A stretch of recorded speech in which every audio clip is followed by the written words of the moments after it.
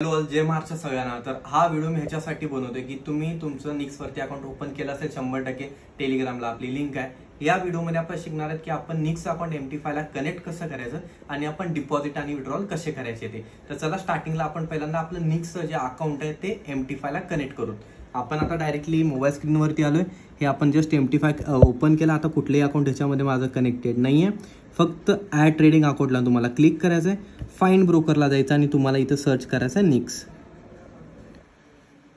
बघा फर्स्ट नंबरला जे आले निक्स लिमिटेड त्याला तुम्हाला क्लिक करायचं आहे।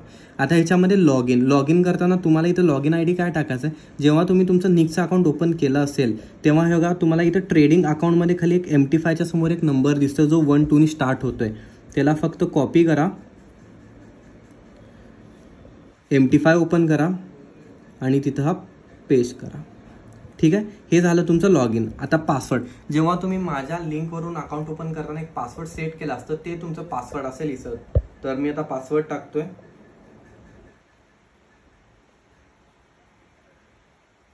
ठीक आहे, आता मी इथं पासवर्ड टाकलेलं आहे। ओके, लॉग इन वरती क्लिक करायचं आहे। लॉग इन वरती क्लिक करा, तुमचं अकाउंट 2 ते 3 सेकंदमध्ये MT5 ला कनेक्ट होईल।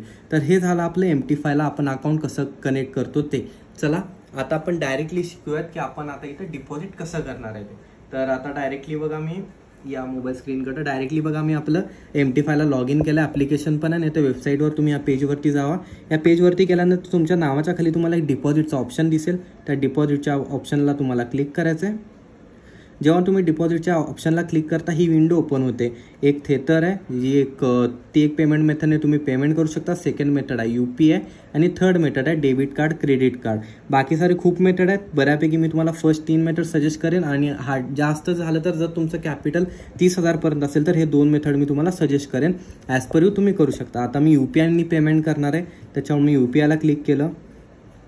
ओके, आता UPI ला क्लिक केल्यानंतर हे बघा तुम्हाला इथं तुमचं अकाउंट दिसतं, INR दिसतं। INR आपली करन्सी असणार आहे पेमेंट करायची। आता मी इथं हे करतोय की मला किती डॉलर टाकायचे आहेत। चला आता मला $100 टाकायचे आहेत। मी अमाऊंटमध्ये 100 लिहिलं। 100 लिहिल्यानंतर इथे USD ला मी क्लिक केलं।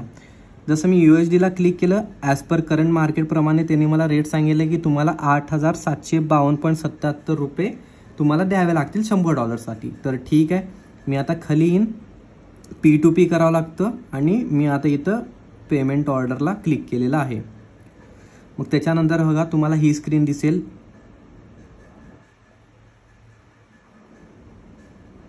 ही स्क्रीन आता ओपन झालेली आहे। ओपन झाल्यानंतर वर बघा 8,753 रुपये आपल्याला करायचे आहेत। UPI सिलेक्ट करेन मी। ओके, UPI मध्ये बघा आपल्याला इथं ID दिसते की आपल्याला या ID वरती आपल्याला पैसे द्यायचे आहेत। तर सरळ जावा, ह्याची UPI ID कॉपी करतोय मी आणि आता मी ओपन करतोय माझं फोन N1 आणि इथं ID तुम्ही टाकू शकता। इथं लवकर ID फाइंड आउट होतात। कंटिन्यू बघा, ह्या माणसाचं नाव आलं आहे मला, अनस अहमद। तर मी आता ह्याला पे करणार आहे। पे आपल्याला किती करायचं आहे, सॉरी फोनपे ओपन झालं माझ्याकडून। आपल्याला पे करायचं आहे 8,753 रुपये।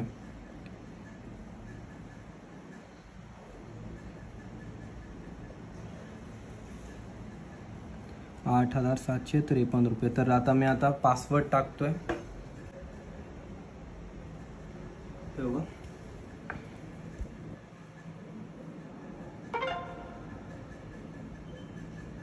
पेमेंट झालं। पेमेंट झाल्याचा एक स्क्रीनशॉट काढा आणि त्यानंतर हे जी ट्रान्झॅक्शन UPI ID असते तिथं आपल्याला टाईप करावं लागते। ते UPI ID मी टाईप करतो आता लगेच। आपण स्क्रीनशॉट क्लिक केलं, ते स्क्रीनशॉट इथं अपलोड करा। इथं बघा मी स्क्रीनशॉट देखील अपलोड केला। वर माझं नाव लिहिलंय, ॲग्री करायचं आणि ट्रान्सफर्ड नोटिफाय मर्चंट। तर इथं आता आपलं काम झालेलं आहे। आपण पैसे त्यांना ट्रान्सफर केलेले आहेत। ऑर्डर कम्प्लिटेड म्हणून आलंय। हे रिफ्रेश होत आहे। तोपर्यंत आपण आपल्या MT5 ला जाऊन बघूयात की पैसे आलेत का नाही आलेत। तर अजून तर MT5 ला आपल्या पैसे आले नाहीत। आपण वेट करूयात आणि बघूयात की किती वेळ लागेल MT5 ला पैसे यायला। आता वाजलेत 19:58 म्हणजे 7:58 झालेत। अजून तर पेमेंट नाही आले आपल्याला।